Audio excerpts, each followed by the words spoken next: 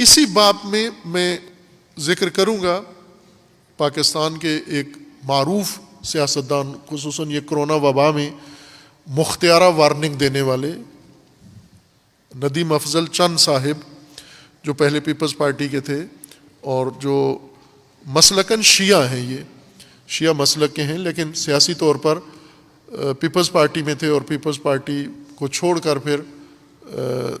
تحریک انصاف میں آئے ہیں اور الیکشن ہار گئے تھے،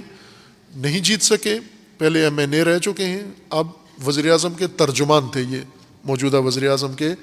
رسمی ترجمان اور مشاور تھے، ایڈوائزر تھے، یہ 2-2.5 سال انہوں نے وزیر اعظم کے ساتھ کام کیا ہے۔ انہوں نے کوئٹہ ماجرا پر حکومتی پالیسی کی صریح مخالفت کی، کابینہ کے اندر بیٹھے ہوئے، اور مذمت بھی کی اور شاندار طریقے سے مذمت کی۔ جس طرح وہاں وبا کے لیے انہوں نے وارننگ بر وقت جاری کی تھی، مختارہ وارننگ، جو ایک جوک بن گیا تھا، لیکن کسی نے ایسی وارننگ جاری نہیں کی، انہوں نے جاری کی۔ یہاں پر بھی آ کر انہوں نے، لگتا ہے کہ سیاستدانوں میں اکا دکا باضمیر سیاستدان بھی موجود ہیں۔ ندیم افضل چند صاحب نے اپنے ضمیر کی آواز پر عمل کیا ہے، ایک تو بیان دیا ہے، اب اتنا فصیح بیان ہے کہ اس کے اندر 2 جملوں کا انہوں نے ٹویٹ کیا ہے، پیغام اپنا دیا ہے کہ کوئٹہ کی بے یار و مددگار لاشوں، بہت خوبصورت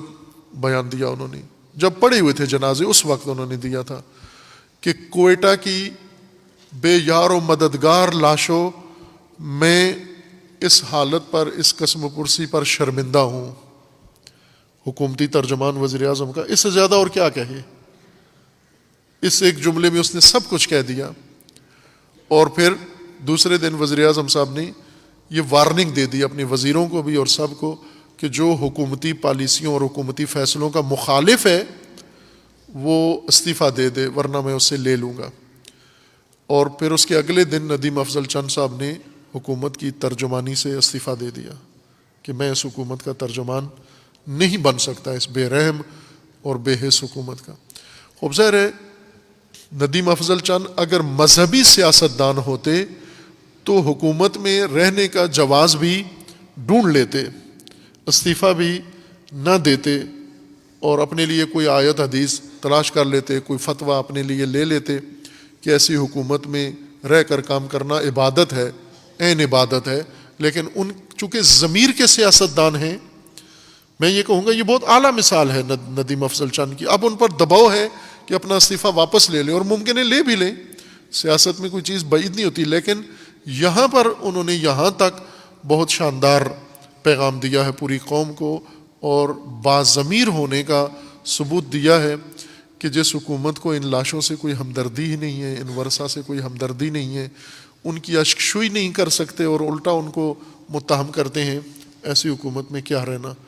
اور انہوں نے استعفیٰ دے دیا ہے۔ خوب ظاہر ہے یہ تنہا تو نہیں ہے، اس حکومت کے اندر اور بہت سارے لوگ ہیں، اتحادی ہیں ان کے، جنہوں نے مفادات تو حاصل کر لیے ہیں، لیکن نہیں، جیسا ابھی گردش میں ہے، یہ مصدقہ بات نہیں ہے، افواہ کی میں بات کر رہا ہوں کہ افواہ اڑی ہوئی ہے کہ اس دھرنا ختم کرانے کی پاداش میں اب سینیٹرشپ ملنے والی ہے ان لوگوں کو جنہوں نے لاشیں دفن کروائی ہیں اور دھرنا اٹھوایا ہے، وزیر اعظم کے آئے بغیر وزیر اعظم کی ضد کا بھرم رکھا ہے، لیکن لاشوں کا اور ورثہ کا اور لواحقین کا مطالبہ پورا نہیں ہونے دیا۔ انہیں پیشکش کی گئی ہے یا انہوں نے خود یہ آفر کی ہے کہ باہر کے ممکن ہے رویت لال کمیٹی میں آ جائیں، کئی سرکاری کمیٹیاں ہیں، اس قسم کے لوگ جو خدمات انجام دیتے ہیں وہ کسی نہ کسی کمیٹی میں رکھ لیے جاتے ہیں۔ لیکن میں آفرین کہوں گا ندیم افضل چند کو، جنہوں نے ان شہداء کی خاطر اظہار کر دیا اپنے ضمیر کی